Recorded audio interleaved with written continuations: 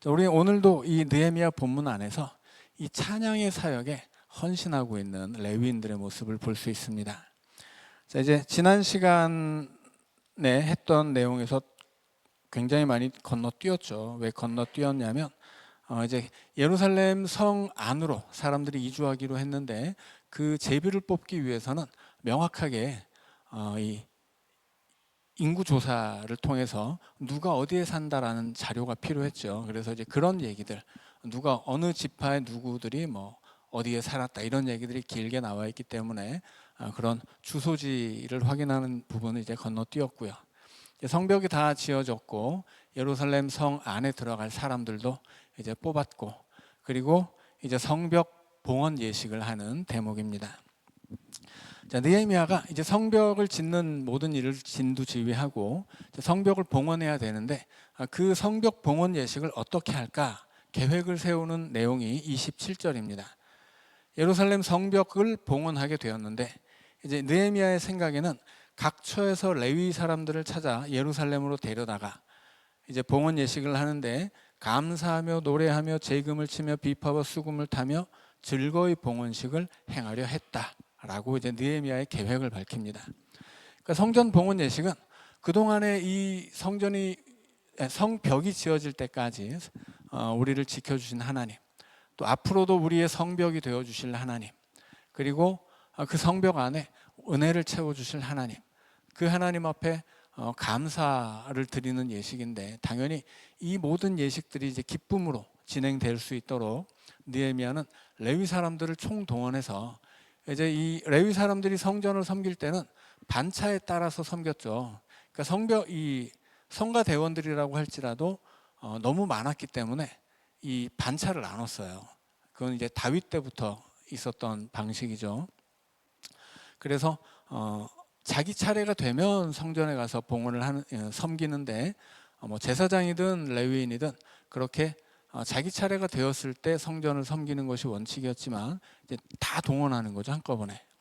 이 성벽 예식에 있어서만큼은 누구 차례 없이 모든 제사장, 모든 레위인을 다 동원해서 이제 치를 예정이었습니다. 그래서 이제 특별히 느헤미야가 신경 썼던 것은 찬양 대원들이에요. 이 성벽 봉헌 예식을 드리는데 이 전체적인 예식이 기쁨 가운데 진행되려면 찬양대를 동원해야 되겠다라고 생각을 한 거죠. 그래서 예루살렘 주변에 살고 있는 이 레위 사람들, 각처에 살고 있는 레위 사람들을 찾아서 예루살렘으로 데려올 생각이었습니다. 자, 그런데 28절부터 나오는 얘기들을 보니까 노래하는 자들이 예루살렘 사방들과 느도바 사람의 마을에서 모여듭니다. 29절에 보면 또 백길갈과 게바와 아스마의 들에서 모여들었다고 하죠. 이 지역들은 다 예루살렘 주변에 있는 마을이었습니다.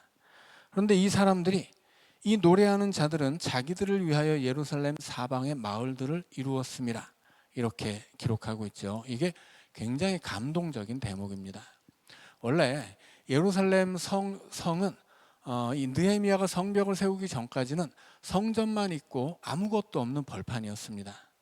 왜냐하면 에스라를 읽어보면 에스라서 4장 21절에서 이 학개와 느헤미야 시대에 성전을 완공하게 되죠. 그러니까 처음 바벨론에서 이 가나안 땅으로 돌아왔던 1차 귀환자들이, 그들의 공동체가 성전부터 지으려고 해요. 그런데 그 주변에서 방해 공작이 만만치 않습니다. 특별히 사마리아에 살고 있었던 이방인들이 페르시아로 투서를 보냅니다. 어떤 투서를 보내냐면 페르시아 왕에게 지금 예루살렘을 중심으로 바벨론에서 돌아온 페르시아가 이제 해방시켜준 노예들이 가나안으로 돌아와서 예루살렘에 지금 성전과 성벽을 짓고 있는데 만약에 이걸 다 짓는 날에는 이 자들이 반란을 일으킬 것이다, 이런 투서였습니다. 예로부터 이 유대인들은 거대 제국의 압력에 굴복하지 않고 자기들만의 신앙을 가지고 자기들만의 신을 섬기면서 자기들끼리 살아왔던 습성이 있기 때문에 만약에 이들의 성전을 짓게 놔두고 그들이 성벽을 완공하는 날에는 반드시 이 페르시아의 반기를 들고 독립을 꾀하고 절대 세금 바치는 일이 없을 것이다, 이런 투서를 보낸 거예요. 그래서 페르시아의 왕 아닥사스다 1세가 그 투서를 받고 성전과 성벽 공사를 금지시켰습니다. 그래서 이제 성전을 짓다가 말게 돼요. 성전 기초 터만 잡고 성전을 세우지 못하게 되었는데, 그로부터 16년이 지났을 때 아닥사스다 왕이 성전 공사를 금지시키고 16년이 지났을 때 누가 등장하냐면 학개와 스가랴 선지자들이 등장합니다. 그래서 그 시대에 이 두 선지자가 이스라엘 백성들을 독려해서 순식간에 성전을 지어요. 그때는 순식간은 아니었죠. 한 4년 이상이 걸렸으니까. 그러나 그때 성벽까지 짓지는 못합니다. 근데 성전만 짓고 성벽을 짓지 못해요. 그렇다는 건 무슨 얘기냐면 예루살렘 성은 복원되지 못하고 그냥 성전만 복원되었다는 뜻입니다. 그리고 그 성을 짓는 것은 허락되지 않았어요. 그래서 이 예루살렘 성이 지어지면 성벽이 있어야 되고, 그 성벽을 통해서 그 성 안에 사는 사람들이 안전을 보장받아야 되는데, 성벽을 짓는 것이 허락되지 않았기 때문에 성전은 지었지만 누구도 예루살렘에 가서 살 수는 없었습니다. 거기서 예루살렘 이 도성의 터 안에 들어가서 사는 것은 반역행위였거든요. 페르시아에 대한 반역이었어요. 그것을 아닥사스다 왕이 금지시켰던 거예요. 그런데 그때 예루살렘 성전이 지어졌는데 성전에서 일을 해야 되는 사람들이 있죠. 그들이 누구예요? 레위인들입니다. 오늘 본문에서는 레위인들을 노래하는 자라고 부르고 있어요. 이 노래하는 레위인들이 성전은 지어졌지만 그 성터에서 살 수는 없었는데 예루살렘 성터 주변에서 마을을 이루고 살았다고 합니다. 왜 마을을 이루고 사는 거예요? 언젠가 이 성이 온전히 회복되면 우리가 저 성전에 가서 찬양하리라 마음 먹은 것입니다. 그들은 그 찬양의 사역을 위해서 페르시아에서 70년 만에 해방되었을 때 그곳에 있는 모든 생활의 기반을 다 버리고 가나안으로 온 거예요. 여러 번 말씀드렸듯이 성전 안에서 예배를 드리고 레위인은 예배를 돕는 사람이었는데, 영화로 치자면 주연은 제사장이에요. 레위인들은 조연입니다. 그렇죠. 그 성전 안에서 가장 중요한 행위는 제사를 드리는 거예요. 아침 저녁으로 제사 드리고, 레위인들은 제사장들이 제사를 집전하는 동안 그 옆에서 찬양을 불러서 예배를 보조하는 사람들입니다. 그러니까 주연이 아니라 조연이에요. 그런데 이 레위인들은 그 조연의 역할을 자기 평생의 사명으로 알고 페르시아에 있는 모든 생활의 기반을 다 버리고 가나안으로 온 사람들이에요. 그리고 그들이 성전을 지으려고 했는데 성전은 지었지만 성벽을 짓지 못해서 예루살렘 성터 안에 들어가 살지를 못한 거예요. 그래서 그들은 성전이 온전히 완공되기를, 온전히 회복되기를 기대하면서 그 예루살렘 성터 주변에 마을을 형성해서 살고 있었다는 것입니다. 그래서 느헤미야는 흩어져 살고 있는 레위인들을 불러 모아서 이 성전 봉헌 예식에 봉사하도록 해야 되겠다라고 계획을 세웠는데, 실제로는 이 레위인들이 이미 그 성전, 이 완공된 예루살렘 성 주변에 마을을 이루고 살면서 그들이 찬양하려고 기다리고 있었던 거예요. 자기들이 온전히 하나님 앞에 섬길 수 있는 때를 기다리며 마을을 형성하고 그 성전 주변에 흩어져 살고 있는 레위인들이 느헤미야가 말하자마자 순식간에 예루살렘으로 모여들었다고 하는 것입니다. 자, 그래서 이 레위인들의 섬김을 통해서 그날의 성전 봉헌 예식은 어마어마하게 성대하게 치루어지는데, 43절에 보면 무리가 큰 제사를 드리고 심히 즐거워합니다. 그리고 하나님이 크게 즐거워하게 하셨음이라고 하죠. 부녀와 어린아이들도 즐거워하고 예루살렘이 즐거워하는 소리가 멀리서 들릴 정도였다고 합니다. 이 한 구절에 즐거움이라는 단어가 4번이나 반복되고 있어요. 그러니까 이 예루살렘 성이 온전히 회복되기를 위해서 그 옆에서 내가 이 회복되는 예루살렘 성전에서 내가 찬양하겠다고 기다리고 있었던 사람들이 마을을 이루고 거기서 기다리고 있다가 이 성전 봉헌 예식에서 헌신하고 그들의 이 찬양을 통해서 예루살렘 성전에 얼마나 즐거움이 충만해졌는지 즐거움이라는 단어가 4번이나 등장합니다. 처음에 등장하는 즐거움은 어떤 거예요? 큰 제사를 드린 즐거움이에요. 큰 제사를 드리는 즐거움인데 그 즐거움에 큰 몫을 감당하는 게 누구예요? 찬양이죠. 제사라고 하는 것은 짐승을 잡아서 바치는 거예요. 태우는 거죠. 여기서는 크게 즐거울 것이 별로 없습니다. 즐거움은 어디에 있는 거예요? 그 제사를 돕는 찬양대원들의 찬양이 즐거웠기 때문에 즐거운 거예요. 하나님이 또 그 즐거움을 허락하셨다고 하죠. 왜냐하면 이 예식을 위해서 헌신하는 많은 그 헌신자들의 마음의 중심을 보시기 때문입니다. 그리고 이것을 제사를 드리는 사람들만 즐거워하는 것이 아니라 부녀와 아이들도 모든 백성들이 즐거워하고 그 성에 채워진 즐거움이 얼마나 컸는지 멀리서도 그 즐거운 소리를 들었다라고 하죠. 찬양으로 헌신하는 사람들, 이 사람들 그 헌신을 위해서 바벨론에서 돌아오고 그 모든 것을 다 버리고 돌아오고 자기들이 헌신할 자리를 찾기 위해서 마을을 이루면서 그 헌신의 자리 주변에서 때를 기다리고 있었던 사람들, 그렇게 자기에게 주어진 사역을 귀하게 여기고 그 사역을 위해 헌신하기 위해서 기다리고 그렇게 헌신했던 사람들을 통해서 이 예루살렘 성전에, 이 예루살렘 성 안에 큰 기쁨이 그렇게 충만했다 하는 것입니다. 오늘 우리 임마누엘 찬양 대원들 통해서도 우리 교회가 그 찬양의 헌신으로 말미암아 그렇게 큰 즐거움이 채워지고 또 그 즐거움이 이 교회 밖으로도 흘러나가서 정말 이 연동교회는 즐거움이 있구나, 이들의 찬양에는 정말 하나님이 주시는 그 하늘의 기쁨이 있구나, 그렇게 소문나는 우리 교회가 될 수 있기를 원합니다. 자, 그 다음에는 이제 이 성전의 이 성벽의 봉헌을 위해서 정결 예식을 합니다. 30절에 보면 제사장과 레위 사람들 또 백성과 성문과 성벽을 정결하게 하죠. 이제 세 종류라고 할 수 있습니다. 첫째는 제사장과 레위 사람들이에요. 이것은 하나님 앞에 이 예식을 주관하는 사람들이죠. 그들에게는 굉장히 많은 이 정결의 조건들이 붙습니다. 그래서 일단 이 제사장과 레위인들이 정결하기 위해서는 몸을 씻어야 되죠. 옷도 빨아야 돼요. 목욕과 세탁이 필요하고요. 그 다음에 금식을 합니다. 정결을 위해서. 그리고 금욕을 해요. 부부 관계를 맺지 않는다는 뜻이에요. 그리고 정결을 위해서 속죄제를 행합니다. 그래서 육신의 정결과 그 영혼의 정결함을 위해서 몸을 깨끗이 하는 것, 옷을 깨끗이 하는 것, 그리고 그들의 죄를 씻어내서 영을 깨끗이 하는 것, 이 모든 깨끗하게 하는 과정들을 모든 차원에서 다 이제 진행을 해야 됩니다. 반면에 백성들은 좀 간단해요. 일반 백성들은 정결 예식을 한다라고 했을 때 일단 목욕과 세탁과 금욕입니다. 목욕이라는 건 몸을 씻는 것이고 세탁은 옷을 빠는 거죠. 그리고 금욕은 부부 관계를 하지 않는 거예요.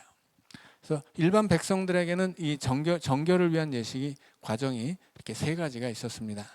근데 또 성문과 성벽도 정결하게 해야 되죠. 근데 성문과 성벽은 물건이잖아요. 근데 민수기를 보면 민수기 8장에 집을 정결하게 하는 이야기가 나옵니다.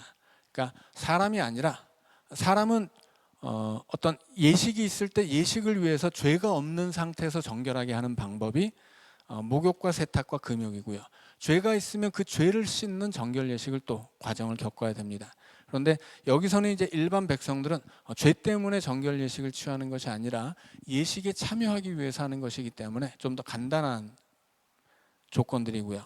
성문과 성벽은 물건인데 이것을 정결하기 위해서는 일단 새 2마리, 그 다음에 우슬초 가지, 백향목 가지, 우슬초, 그 다음에 홍색 실, 그리고 물, 뭐 이런 것들이 필요합니다. 민수기에 나온 이야기를 보면 집을 정결하게 할 때 일단 새 2마리를 가져다가 한 마리는 흐르는 물에서 잡습니다. 흐르는 물에서 새 1마리를 잡고 그 물을 뜨고 잡은 새의 피를 그 물과 섞어요.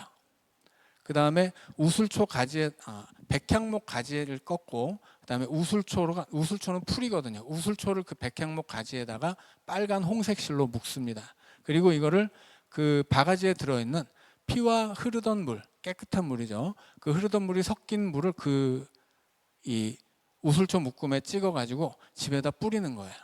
그리고 그것을 다 뿌린 다음에는 처음에 새를 2마리 가져왔죠. 한 마리는 죽이고 한 마리는 살아있어요. 살아있는 한 마리 새를 그 피가 섞인 물에다 담근 다음에 꺼내서 그 집터에서 날리면 이제 예식이 끝나는 겁니다. 그러면 그 집이 정결해지는 거예요. 이것은 물건을 정결하게 하는 예식인데, 특별히 새 2마리를 잡는 이유는 우리가 이 이스라엘 백성들이 속죄일에, 대속죄일에 염소를 2마리 잡죠. 그것과 똑같습니다. 염소를 2마리 잡아서 염소 한 마리는 잡아서 제사를 드려요. 그것은 이스라엘의 죄를 위해서 바쳐지는 것입니다. 그리고 또 한 마리는 살아있는데, 이 살아있는 염소에는 대제사장이 안수를 해요. 그래서 이스라엘 전체의 죄를 이 염소한테 뒤집어 씌우고 사막으로 보냅니다. 이걸 이제 아사셀의 염소라고 불러요. 그러면 이 염소 2마리를 잡아서 한 마리는 속죄를 위한 제물로 바치고 한 마리는 죄를 뒤집어 씌운 다음에 이제 광야로 내보내는 거죠. 새를 잡을 때도 같은 의미예요. 한 마리는 속죄를 위해 피를 흘리는 것이고, 한 마리는 이 속죄에 피를 묻혀서 날려보내는 것은 이스라엘의 죄를 거기 묻혀서 이제 날려보낸다라는 뜻입니다. 그래서 새 2마리가 필요하고, 그다음에 백향목, 우슬초, 홍색실로 그걸 묶어가지고 이제 이 물과 그 속죄의 피를 묻혀서 이제 집에 뿌리는 거예요. 그래서 여기서도 아마 이 성문과 성벽을 정결하게 한다는 것은 이제 그런 예식을 취했다라고 하는 것으로 볼 수 있겠습니다. 그 다음에는 이제 백성들의 이야기가 나오죠. 성벽이 지어졌는데 그 성벽을 이제 이 모든 백성들이 올라가서 도는 거예요. 그런데 백성들을 둘로 나누죠. 그래서 시작하는 지점에서 백성들의 한 무리는 왼쪽으로 가고 또 한 무리는 오른쪽으로 갑니다. 그런데 우리는 성벽 그러면 우리 무슨 어떤 집의 담벼락 생각하면 굉장히 좁잖아요. 근데 그 시대의 성벽은 굉장히 넓습니다. 그래서 고고학적인 발굴에 의하면 그 시대 세워졌던 성벽의 폭이 2.7m였다고 그래요. 그래서 성벽터가 남아있기 때문에 다 조사하면 나오는 거죠. 그 성벽의 넓이가 2.7m였습니다. 그래서 한 3명 정도도 충분히 이렇게 같이 걸어갈 수 있었다라고 합니다. 예를 들어서 바벨론 같은 나라는, 바벨론은 성벽의 두께가 마차 2대가 지나가는 도로가 있고 도로 옆에 양쪽에 집이 있을 정도로 그렇게 넓었어요.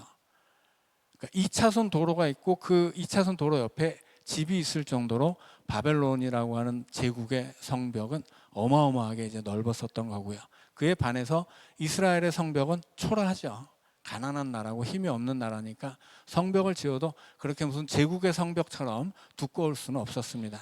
그러나 그 성벽조차도 그들의 형편에서는 정말 감사한 일이었고, 그 성벽을 짓기 전에도 수많은 적들의 비방과 조롱과 협박과 암살, 미수와 여러 가지 일들이 있었죠.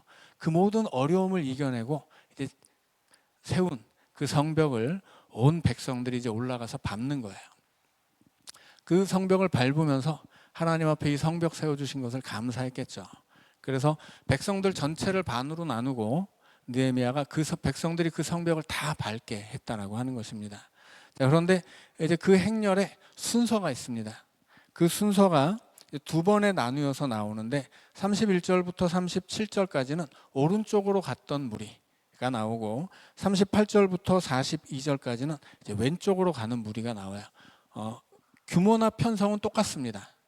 그런데 오른쪽으로 가는 무리에 대해서는 좀 짧게 나오고 왼쪽으로 가는 무리에 대해서는 좀 자세하게 나왔어요. 왜냐하면 왼쪽으로 가는 무리에 제일 앞에 선 사람이 느헤미야였기 때문입니다. 그래서 느헤미야가 앞장서서 이끌어갔던 행렬에 대해서는 조금 더 자세히 기록이 되어 있고, 그 반대쪽 오른편으로 갔던 행렬의 앞에는 에스라 학사가 서 있는데 에스라가 이끌고 간 그 반대 행렬은 조금 더 짧게 기록되어 있습니다. 그래서 38절부터 42절까지의 내용을 보면 그 앞에, 이것은 이제 왼쪽으로 가는 무리의 행렬인데 그 앞에 있는 것도 이 똑같은 내용으로 이제 이 편성을 했기 때문에 읽어만 보면 되겠습니다. 자, 38절을 보면 이제 왼쪽으로 가는 무리의 행진에 대해서 설명하죠. 자, 처음에 내가 백성의 절반과 이제 느헤미야는 백성을 반씩 나눠서 한쪽은 오른쪽, 한쪽은 왼쪽의 성벽을 이제 밟고 올라가서 중간에서 만나고, 중간에서 이제 양문이라는 데서 내려와서 성전 앞에 서게 합니다. 백성들을. 양문은 예루살렘 성전 북쪽에 있는 문이에요.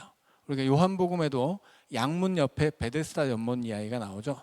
양문은 왜 양문이라고 불렀냐면 성전에서 드리는 제사 때 쓸 양들, 그 제물들을 성전으로 들여오는 문이 그 성전 북쪽에 있었기 때문에 그 성전 북쪽 문을 양문이라고 불렀습니다. 그러니까 이 양문 반대편에 있는 남쪽 문에서 출발했겠죠. 그래서 한쪽은 백성의 절반은 오른쪽으로 가고 절반은 왼쪽으로 가서 양문에서 다 내려가서 그 북쪽 문을 통해서 성전으로 들어가서 성전 앞에 쭉 백성들이 또 모였다라고 하는 것입니다. 그 행진을 보면 이제 느헤미야가 왼쪽으로 가는 무리의 제일 앞에 서지요. 자, 그 느헤미야의 옆에 누가 있냐면 40절에 보면 나와 민장의 절반도 함께 하였고라고 되어 있죠. 그러니까 민장이라고 하는 백성들을 이끌어가는 지도자 그룹이에요. 그래서 느헤미야가 백성들의 지도자들과 함께 섭니다. 바꿔 말하면 그 시대 이스라엘의 귀족들 혹은 느헤미야가 총독이었고 왕의 역할을 했기 때문에 그 신하들 이렇게 볼 수도 있겠습니다. 그 백성들의 지도자들과 느헤미야가 앞장서고, 두 번째는 그 백성의 지도자들이 섭니다. 그리고 세 번째는 제사장들이 서요. 제사장 41절에 보면 제사장 7명이 서는데 오른쪽으로 갔던 행렬도 똑같습니다. 구성은 제사장 7명이 이 느헤미야가 1번, 2번은 백성들의 지도자, 3번은 제사장들이에요. 근데 제사장들은 나팔을 들었습니다. 나팔은 악기는 아니에요. 나팔은 악기로 쓰는 나팔이 있지만 제사장들이 드는 나팔은 악기가 아니고, 이것은 전쟁을 계시한다거나 하나님의 임재를 상징할 때 하나님이 우리 가운데 오신다 이런 뜻으로 부는 그런 나팔이에요. 그래서 이것은 제사장들이 불었던 것은 양각 나팔인데, 일반적인 나팔 그러면 우리가 생각할 때는 고음도 내고 저음도 내고 여러 가지 음색들이 있는데, 이건 그냥 한음을 아주 낮은 저음 한음만 내는 나팔이에요. 그래서 이런 소리가 나요. 양의 그 뿔을 그냥 파가지고 아주 낮은 소리가 나게 하는 나팔인데, 제사장들이 이것을 불 때는 보통은 전쟁을 치를 때 이 언약궤를 메고 갈 때 언약궤 앞에 제사장들이 서서 이 언약궤에 하나님이 함께 하신다라는 뜻으로 그 임재를 상징하는 나팔을 부는 거예요. 그래서 느헤미야가 서고 그 뒤에 백성들의 지도자들이 서고 그 뒤에 나팔을 부는 제사장들 7명이 섭니다. 그러면 그 뒤에는 누가 서냐면 이제 찬양대가 서는데, 찬양대 제일 앞에 찬양대 지휘자가 서요. 그 찬양대 지휘자가 42절에 보면 감독은 예스라히야라 이렇게 되어 있죠. 예스라히야라고 하는 음악 감독이에요. 말하자면 찬양대 지휘자죠. 그가 제사장들 뒤에 섭니다. 에스라가 이끌었던 오른쪽으로 가던 무리들을 보면 35절에서 35절에 오른쪽으로 갔던 무리를 이끌어 그 행렬의 찬양대를 이끄는 음악 감독은 스가랴예요. 그런데 이 스가랴에 대해서 굉장히 길게 소개를 하는데, 요나단의 아들, 스마야의 손자, mat단야의 증손, 미가야의 현손, 삭굴의 5대손, 아삽의 6대손 스가랴, 이렇게 소개합니다. 그러니까 이 찬양대 지휘자를 소개하는데 그 조상을 6대조까지 다 읊어주는 거예요.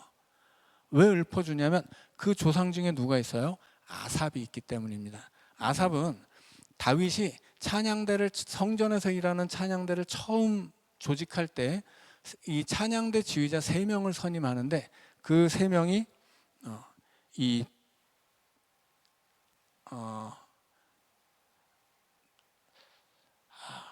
갑자기 누구였죠? 아삽하고 헤만하고 여두둔이에요.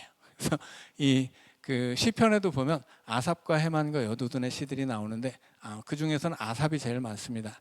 아무튼 이 아삽은 세 명의 찬양대 지휘자가 다윗으로부터 임명을 받았지만 이스라엘의 역사 안에서 두 명은 사라지고 아삽만 남아요. 그래서 이 아삽의 후예로서 이 찬양대의 지휘자가 정통성을 가지고 있는 사람이다라고 하는 것을 알려주기 위해서 이렇게 기록합니다. 근데 이렇게 길게 기록했다는 건 무슨 뜻이에요? 중요하다는 뜻이에요.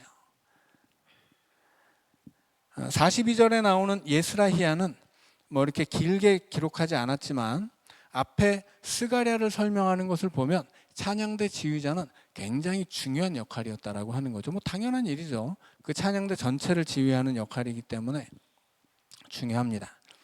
다만 예스라히야는 아삽의 후손이라고 하는 스가랴만큼 좀 비중 있는 인물은 아니었어요.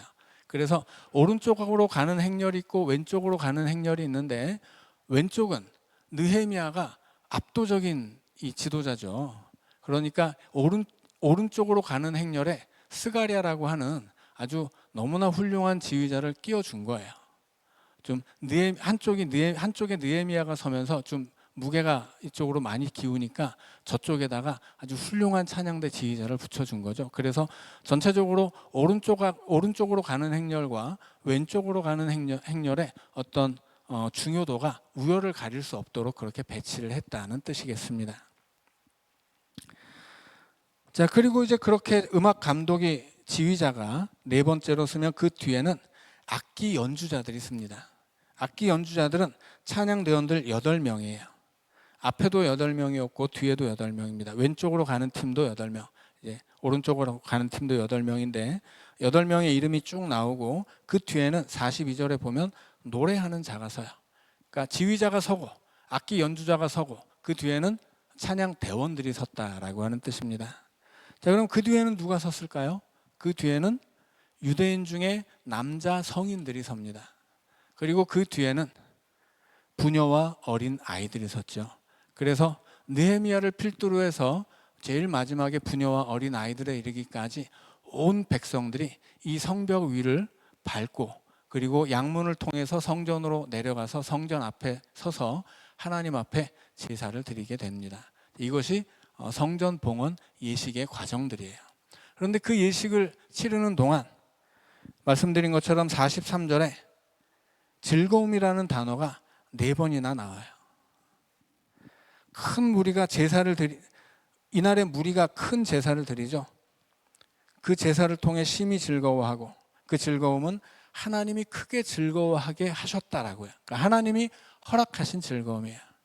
그리고 그 즐거움 속에서 아무도 빠진 사람이 없다라고 하는 거죠. 부녀와 어린 아이들도 그 즐거움에 참여합니다. 원래 성전에서 드리는 예배에는 부녀자와 어린 아이는 참여할 수 없습니다. 금지되어 있어요. 왜 금지되어 있냐면 성전이 지어졌을 때 이 허락된 구역들이 있죠. 제사장의 뜰에는 지성소에는 대제사장만 들어갈 수 있습니다. 그 지성소 밖에 있는 제사장의 뜰에는 제사장과 레위인들만 들어갈 수 있어요. 그리고 그 제사장의 뜰 밖에는 유대인의 뜰이 있고 유대인의 뜰 밖에는 여인들의 뜰이 있습니다. 그리고 그 밖에 이방인들의 뜰이 있었어요.